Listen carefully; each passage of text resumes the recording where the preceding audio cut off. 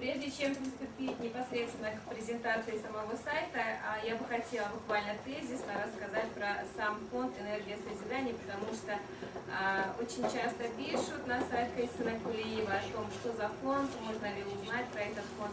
Поэтому сегодня, пользуясь случаем, хочу вкратце рассказать про сам фонд.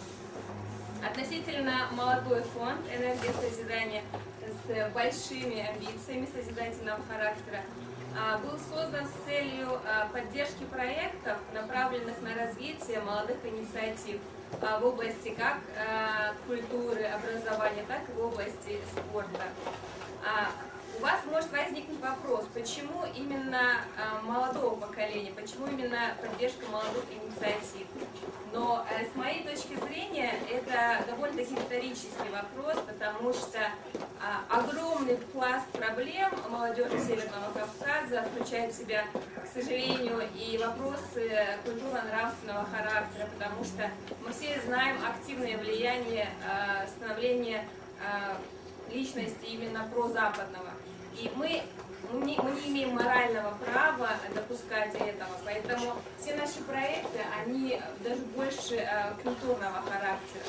Поэтому одним из последних проектов, как уже сказала Фатима Кулиева, был проект по созданию сайта Кайсына Кулиева. Когда мы реализовали этот проект, связанный с сайтом Кайсына Кулиева, мы получили огромное количество писем со словами благодарности и признательности. Писали положительные отзывы, писали конструктивную критику, которую мы всегда воспринимаем и рады рассматривать. Поэтому мы поняли, что это востребовано. Надо в сетях интернет популяризировать творчество наших великих писателей.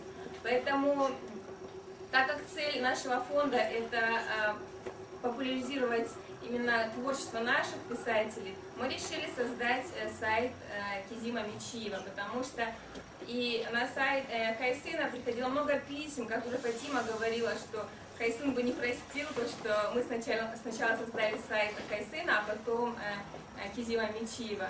И мы, собравшись здесь, спасибо Марату Анаеву, который предоставил нам площадку для встречи, он всегда предоставляет нам площадку информационную. Здесь как раз таки и зародилась идея создания этого сайта, который я сегодня буду вам презентовать.